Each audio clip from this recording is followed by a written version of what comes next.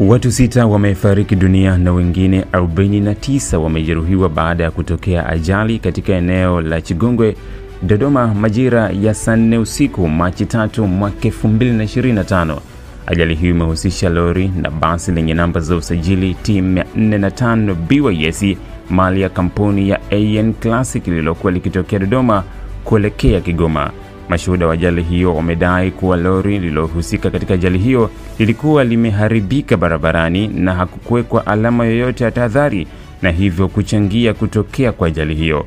Wengine wamedai kuwa mwendo kasi wa basi hilo unaweza kuwa chanzo cha ajali hiyo.